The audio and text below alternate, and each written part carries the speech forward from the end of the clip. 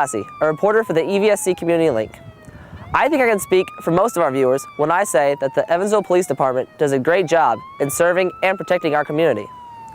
In the past, the Community Link has looked in depth at the Evansville SWAT team, the bomb squad, the crime scene investigation team, and the Accident Investigation Department to see the inner workings of the department. A high-speed police chase this past fall ended fatally for an innocent bystander. The Link would like to take this opportunity and use our working relationship with the Evansville Police Department to learn more about the process involved in high-speed police pursuits. Chief Brad Hill graciously agreed to sit down with me and discuss this further. Thank you, Chief Hill, for meeting with us today. It's my pleasure. Could you tell me what criteria must be met before you start a chase? Well, chases can start with something as minor as an infraction, a traffic violation.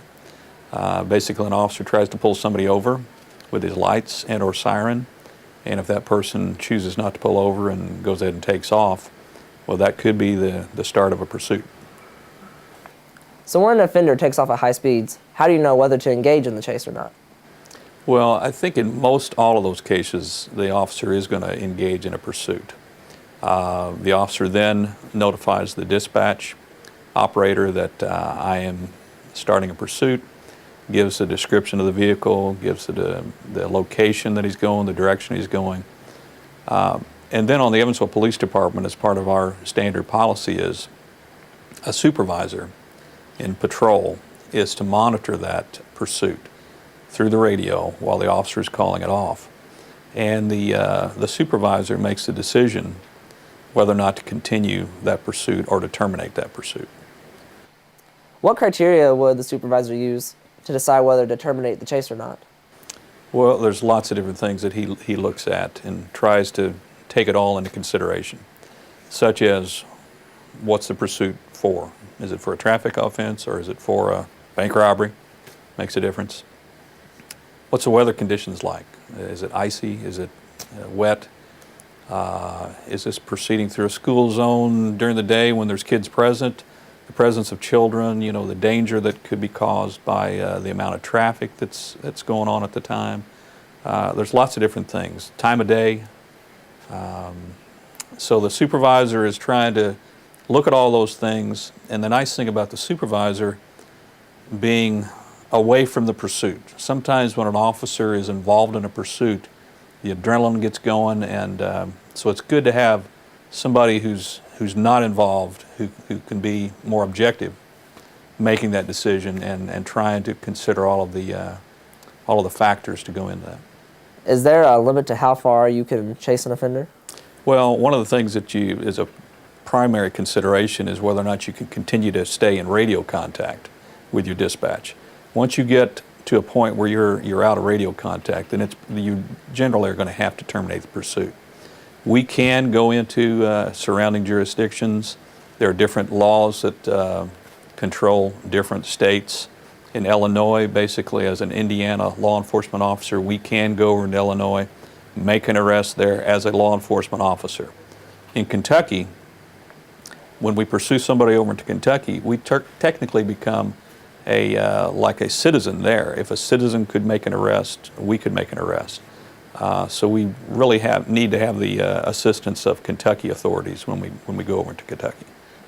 Does the offender's punishment increase depending on how far they go and how fast they're going? Well, basically when somebody chooses not to comply with an officer's direction to pull over and they decide to flee in a vehicle, that's a felony. So you really won't increase that felony unless, as the pursuit is continuing, other things occur, such as people are injured, property is damaged, things of that sort. That then could increase additional charges. So I have a scenario for you. Let's say an officer is out on patrol and he finds a wanted criminal, and the criminal gets in a vehicle and takes off at high speeds. What kind of tactics will the officer use in order to stop the criminal? Well, if he comes across somebody that he knows, for instance, is somebody that's wanted and is known to be armed and dangerous, an officer doesn't want to stop somebody like that by himself. So you need to notify dispatch right away. I've just recognized this guy.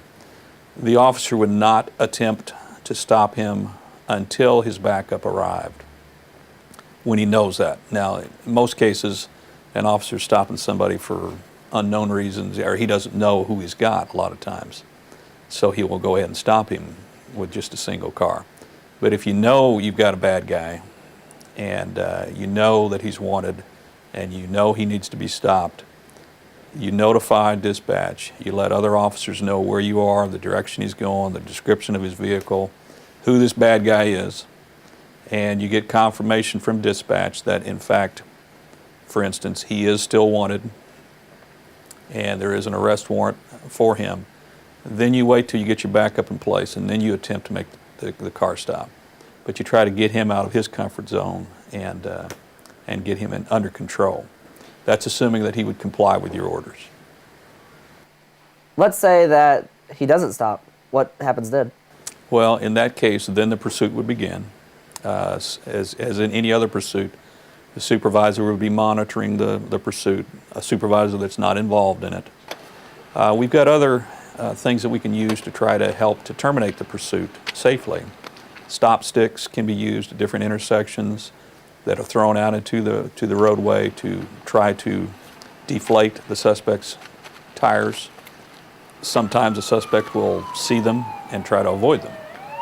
And that's another area that's a danger for officers. If you're the one deploying the stop sticks, you want to make sure that you get some distance between you and the stop sticks, so that as the suspect is trying to avoid him, he doesn't hit you. But they're very effective. And the good thing about stop sticks is they don't just immediately deflate the tires. It's a slow process where the tire eventually flattens the tire.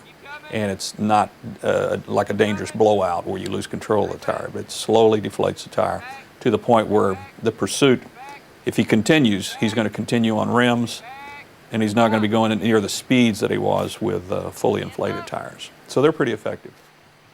Once again, thank you for meeting with us here today. And thank you for all your help with our program. I was glad to help. Thank you.